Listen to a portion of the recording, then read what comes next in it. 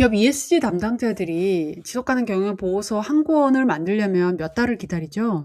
GRI도 비치고 사스비도 넣고 외부 검증도 받고 보고서가 매년 두꺼워집니다. 그러면 20년 전보다 보고서가 훨씬 좋아졌어야 할 것 같은데요. 미국 연구진이 최근에 러셀 3000 기업들의 ESG 보고서 15,000건 이상을 AI로 읽어봤더니 이상한 결과가 나왔어요. 숫자가 들어있는 문장은 약 13%였는데요. 기업의 의지나 이미지를 강조하는 홍보성 문구가 27%.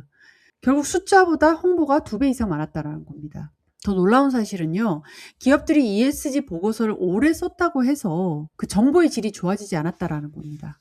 오늘 영상을 통해서 이런 일이 왜 벌어졌는지 ESG 공시를 앞둔 담당자들이 조심해야 하는 건 뭔지 살펴보도록 하겠습니다. 파티시페이션 패러독스, 참여의 역설. 연구진은 ESG 보고서 작성 기업은 폭발적으로 늘었는데 정보 품질은 오히려 떨어졌다는 걸 이 단어로 표현합니다. 이번 연구가 어떻게 이루어졌는지 먼저 잠깐 살펴보면요. 연구진은 LLM을 활용해서 2000년부터 2023년까지 1100여 개 러셀 3000 기업이 발행한 15,000건 이상의 보고서 문서를 분석했습니다. 5가지를 뜯어봤는데요. 얼마나 구체적인가, 숫자가 얼마나 들어있는가, 내용 없는 홍보성 문구가 얼마나 되는가, 데이터 표와 그림이 얼마나 있는가, 마지막으로 기업에 불리한 정보도 공개하는가입니다. 첫 번째 발견은 ESG 주류화입니다. 2015년 이후에 새로 ESG 보고서를 발간하는 기업이 대거 늘었고 GRI, SASB, TCFD, CDP, SBTi 같은 자발적 기준과 외부 검증 채택도 급증했습니다. 그런데요, 같은 기간 보고서는 점점 덜 구체적이고 정량 문장의 비중도 줄었습니다. 특히 2015년 이후 그 경향이 더 두드러졌는데요. 반대로 플러프, 홍보성 표현은 늘었습니다. 좋아진 지표는 데이터 표와 그림이 늘어난 정도였어요. ESG 보고가 대중화되면 자연스럽게 품질도 늘어날 것이다 라고 하는 예상과는 반대였던 거죠. 자, 그러면 이런 생각을 할 수 있잖아요.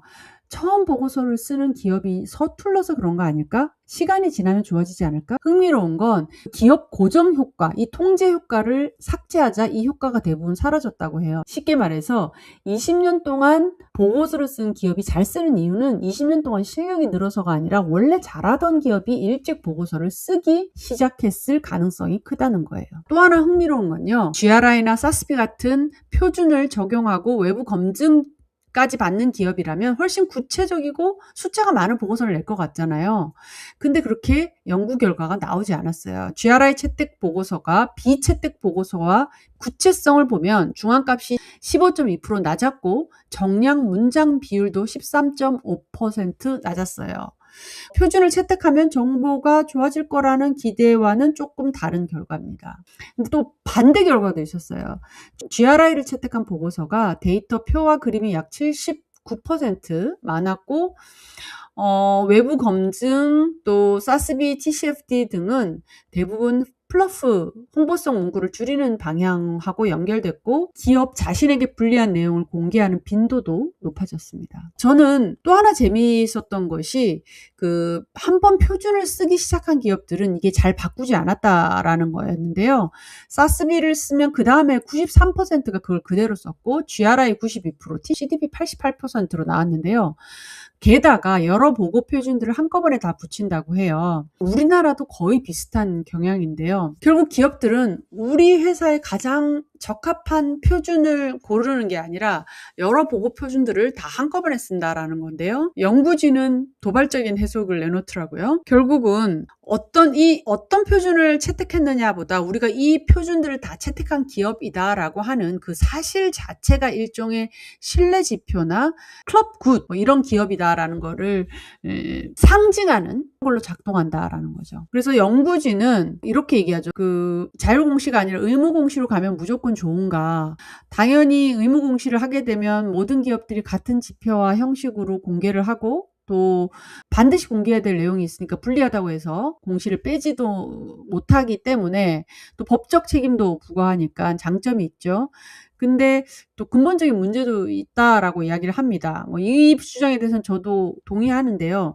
좋은 ESG 정보가 뭐냐라는 거예요. 투자자는 기업 가치에 영향을 주는 숫자를 원할 거고, 시민사회는 또 기업이 사회와 환경에 미치는 영향을 원할 수도 있고, 산업마다 중요한 지표의 비중도 좀 다를 거기 때문에 결국은 그 의무공시는 의무공시대로 가지만 또다시 비교 가능성에 대한 문제가 완전히 없어지지는 않을 것이다 라는 거죠. 그래서 뭐 앞으로 탄소에 대한 가격이 책정이 되면 기후공시에 대한 부분부터 표준화가 시작될 거고, 사회의 경우는 어느 정도까지 표준화가 될 수 있을지, 유럽의 ESRS 공시를 봐도 내러티브 정성적인 내용들에 대한 서술이 S의 경우는 상당히 많은데 바로 그런 이유 때문이 아닐까 싶습니다. 네, 결론은요. 앞으로 보고서의 경우도 사람보다는 AI가 읽을 가능성이 높기 때문에 저는 한 4가지 정도 ESG 담당자들이 공시를 준비하면서 좀 고민을 해봐야 될 것 같다라는 얘기를 해드리고 싶어요. 첫 번째는